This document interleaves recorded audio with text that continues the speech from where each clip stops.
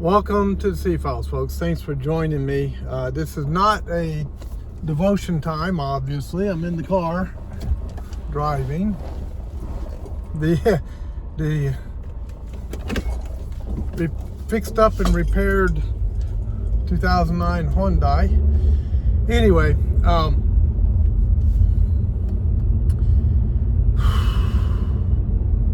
God is calling his saints home at an incredible rate. Voddie Baucham, and those of you who knew him, a great loss for the Reformed Baptist world, passed away this week at the age of 56. Born in 1969, passed in 2025. So far, the first to go was R.C. Sproul, a man that I greatly admired, and his theological teachings were absolutely incredible. And then was John MacArthur. R.C. Sproul and John MacArthur were close friends, even though they were from different denominations.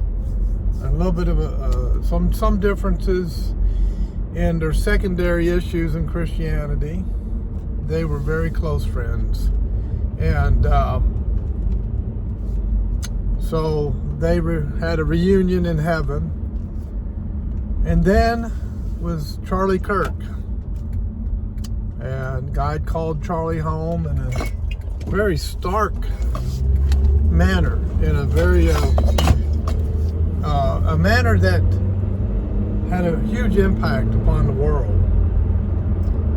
And now, just 2 weeks after Charlie Kirk, God has called Voddie Baucham home. Voddie grew up in Los Angeles. I think it was South Central. He grew up in a gang-infested neighborhood, but he was able to survive that. He became a Christian and went to seminary and actually got a PhD out of a young black kid out of South Central LA. Really made something of his life. And Voddie was a prominent voice in Christianity, a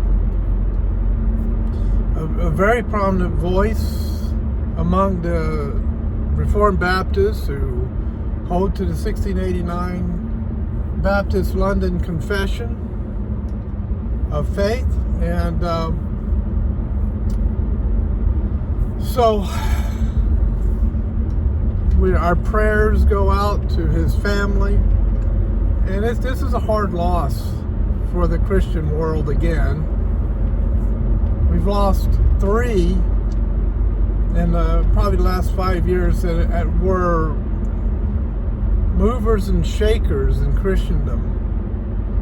4, I meant to say 4, not 3. Pillars of the modern church, and God is calling them home. So that means that those of us who are still left behind, that we have to step up.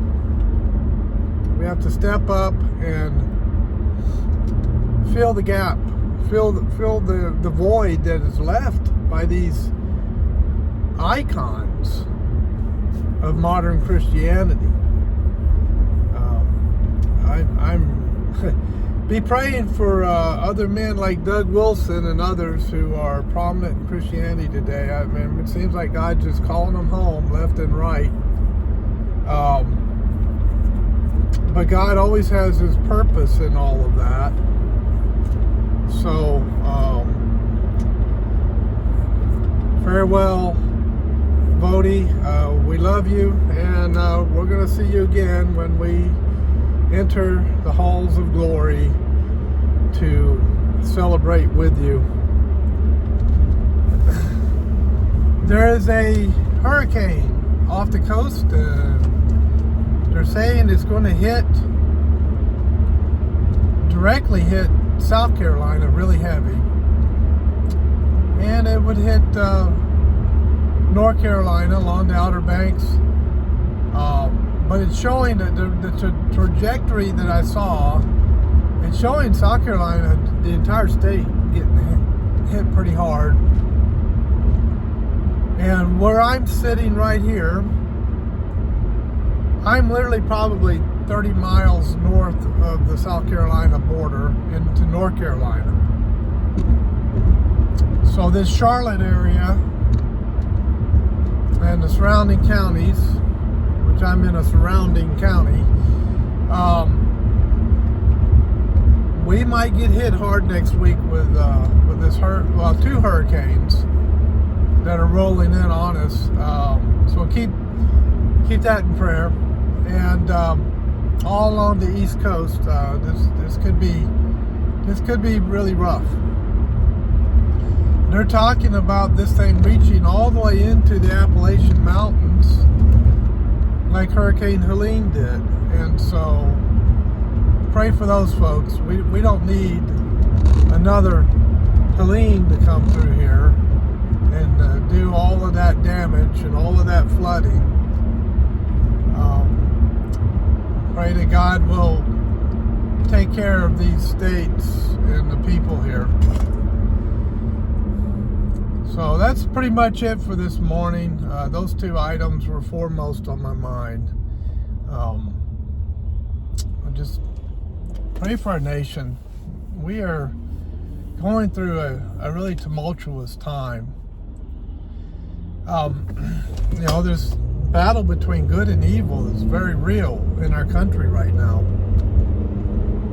By the way, there's been a report that Pete Hegseth, the Secretary of War, used to be Secretary of Defense, now it's changed to Secretary of War, has called all of the top brass generals and admirals of all the different branches of the armed forces to Quantico,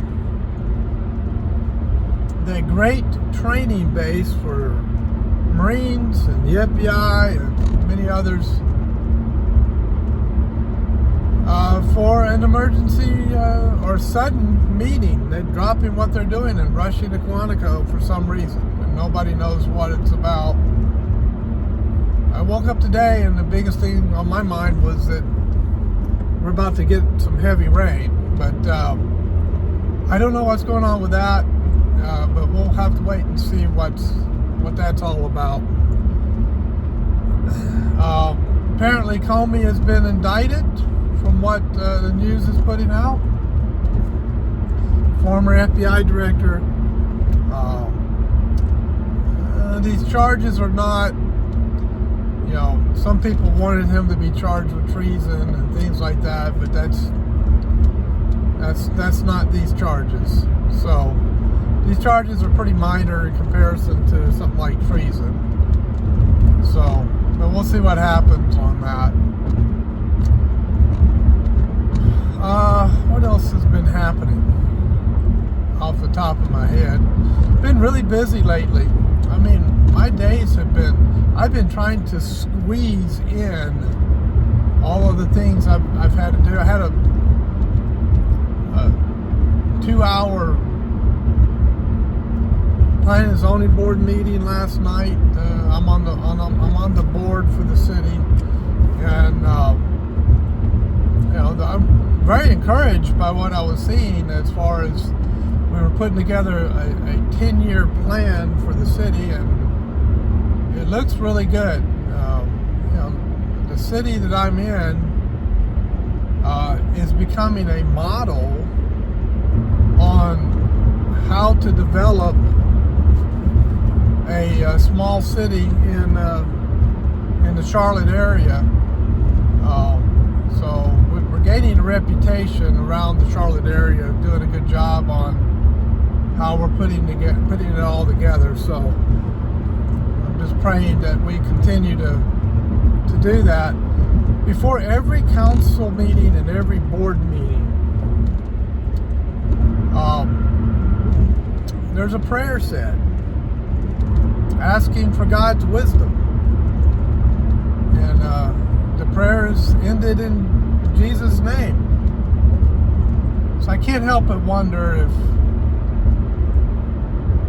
God is blessing our efforts to give Him the glory for what we do. I'm hoping that's the case. We also say the Pledge of Allegiance before every meeting, which is good. And in that pledge is the phrase, "and to the republic for which it stands."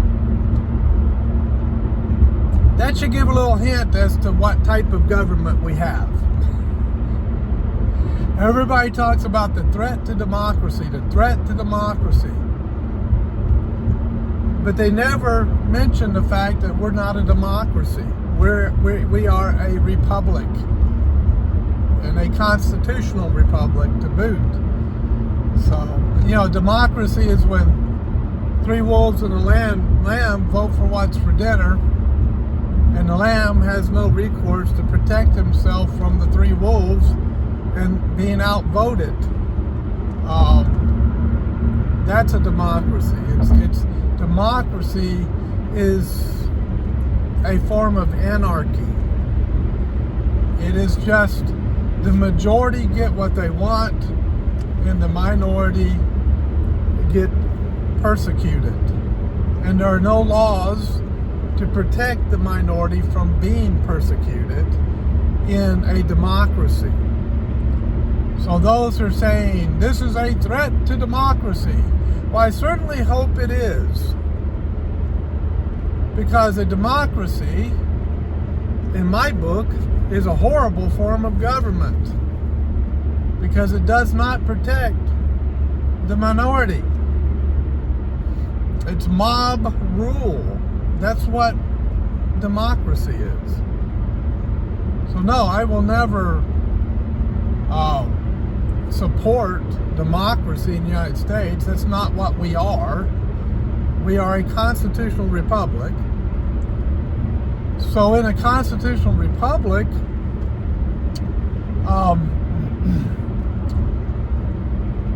three wolves and a lamb vote for what's for dinner. And then the lamb sues the wolves because the wolves persecuted the lamb, or tried to persecute the lamb. And the constitutional law of the land protects the lamb from the wolves.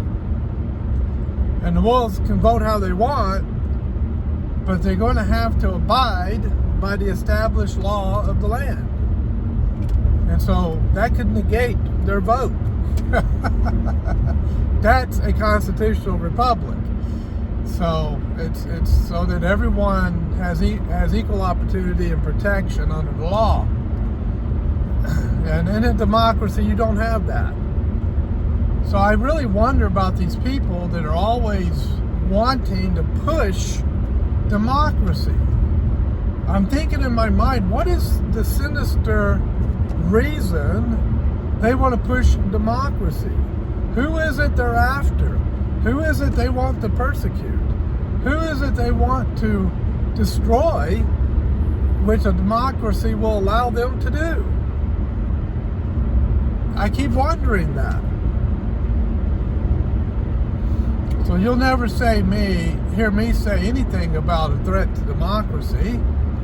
I will always talk about staying true to the constitutional republic.